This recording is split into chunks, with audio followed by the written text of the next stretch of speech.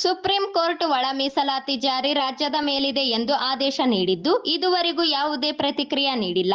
ಈ ಹಿನ್ನೆಲೆಯಲ್ಲಿ ಹೋರಾಟ ನಡೆಸಲು ವಿಚಾರಗೋಷ್ಠಿಯನ್ನು ಸೆಪ್ಟೆಂಬರ್ 20ರಂದು ನಗರದ ಶಿವಶರಣ ಮಾದರ ಚೆನ್ನಯ್ಯ ಭವನದಲ್ಲಿ ಬೆಳಗ್ಗೆ ಹಮ್ಮಿಕೊಂಡಿದೆ ಎಂದು ಆದಿಜಾಂಬವ ಸೇವಾ ವೆಲ್ಫೇರ್ ಟ್ರಸ್ಟ್ ಅಧ್ಯಕ್ಷ ರಾಮಣ್ಣ ಹೇಳಿದರು. ನಗರದ ಪತ್ರಿಕಾ ಭವನದಲ್ಲಿ ಸುದ್ದಿಗೋಷ್ಠಿಯಲ್ಲಿ ಮಾತನಾಡಿದ ಅವರು, ಒಳ ಮೀಸಲಾತಿ ಜಾರಿಗೆ ವಿಳಂಬ ಮಾಡುತ್ತಿರುವ ರಾಜ್ಯ ಸರ್ಕಾರ ನಡೆಯನ್ನು ಖಂಡಿಸಲಾಗುತ್ತದೆ. ಈ ನಿಟ್ಟಿನಲ್ಲಿ ಸರ್ಕಾರದ ವಿರುದ್ಧ ಹೋರಾಟ ರೂಪಿಸಲು ವಿಚಾರಗೋಷ್ಠಿ ಏರ್ಪಡಿಸಿದೆ ಎಂದರು. ಉದ್ಘಾಟಕರಾಗಿ ಜೆಡಿಎಸ್ ಜಿಲ್ಲಾಧ್ಯಕ್ಷ ಹಾಗೂ ಸಮಾಜದ ಮುಖಂಡ ಎಂ ವಿರೂಪಾಕ್ಷಿ ಅವರು ಆಗಮಿಸಲಿದ್ದಾರೆ. ಅಧ್ಯಕ್ಷತೆಯನ್ನು ರಾಮಣ್ಣ ಅವರು ವಹಿಸಲಿದ್ದು, ಸಮಾಜದ ಹಿರಿಯ ಮುಖಂಡ ಹಾಗೂ ಹೈಕೋರ್ಟ್ ವಕೀಲ ಹರಿರಾಮ್ ಮತ್ತು ಭಾಸ್ಕರ್ ಪ್ರಸಾದ್ ಅವರು ಆಗಮಿಸಲಿದ್ದಾರೆ ಎಂದರು. ಮುಖ್ಯ ಭಾಷಣಕಾರರಾಗಿ ಹೋರಾಟಗಾರ ಅಂಬಣ್ಣ ಆರೋಲಿ ಮಾತನಾಡಲಿದ್ದಾರೆ.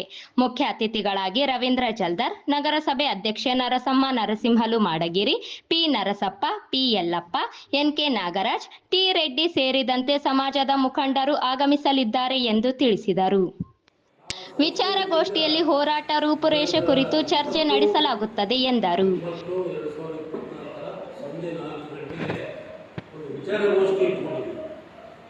ವಿಚಾರಗೋಷ್ಠಿಯ ಉದ್ದೇಶ ಏನಂದ್ರೆ, ಈಗಾಗಲೇ ಸುಮಾರು 30 ವರ್ಷಗಳಿಂದ ಹಲವಾರು ರೀತಿಯಲ್ಲಿ ನಾವು ಹೋರಾಟ ಮಾಡಿದಾಗಲೂ ಒಳ ಮೀಸಲಾತಿ ಸಿಕ್ಕಿರುವುದಿಲ್ಲ. ಒಳ ಮೀಸಲಾತಿಗಾಗಿ ಈಗಾಗಲೇ ಸದಾಶಿವ ಆಯೋಗ ಬಂದರೂ ಹಲವಾರು ರೀತಿಯಲ್ಲಿ ಹೋರಾಟ ಮಾಡಿದಾಗಲೂ ಇದುವರೆಗೂ ಸಿಕ್ಕಿರುವುದಿಲ್ಲ.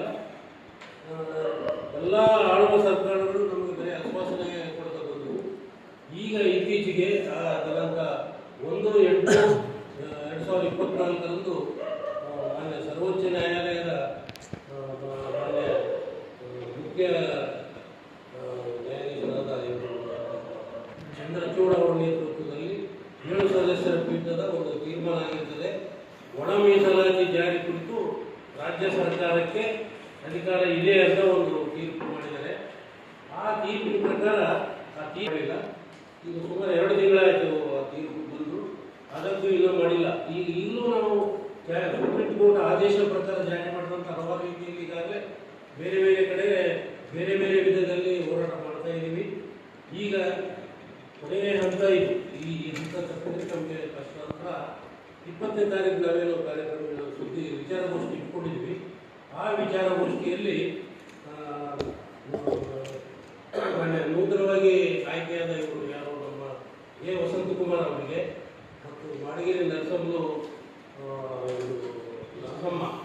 ಮಾಡಗಿರಿ ನರಸಮ್ಮ ಮುನ್ಸಿಪಾಲಿಟಿ ಅಧ್ಯಕ್ಷರು ಅವರಿಗೆ ಸನ್ಮಾನ ಕಾರ್ಯಕ್ರಮ ಇಟ್ಕೊಂಡಿದ್ವಿ ಅದರಲ್ಲಿ. ಆಮೇಲೆ ಅದನ್ನು ಉದ್ಘಾಟಕರಾಗಿ ವಿರೂಪಾಕ್ಷಿ ಅವರು ಬರ್ತಾರೆ. ಮುಖ್ಯ ಭಾಷಣಕಾರರಾಗಿ ಅಂಬಣ್ಣ ಆರೋಲಿ ಮತ್ತು ಹರಿರಾಮ್ ಅವರು, ಭಾಸ್ಕರ್ ಪ್ರಸಾದ್ ಅವರು ಬರಲಿದ್ದಾರೆ.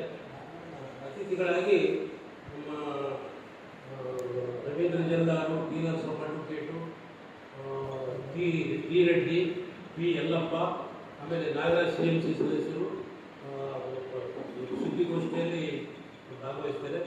ಈ ಸುದ್ದಿಗೋಷ್ಠಿ ಮುಖ್ಯ ಉದ್ದೇಶ ಏನಂದರೆ ಮುಂದಿನ ಹೋರಾಟಗಳ ಬಗ್ಗೆ. ಈ ಸಂದರ್ಭದಲ್ಲಿ ಈರಣ್ಣ, ಕೆ ರಾಮಪ್ಪ, ರಾಮುಲು, ನಾರಾಯಣ ಸೇರಿ ಇತರರಿದ್ದರು.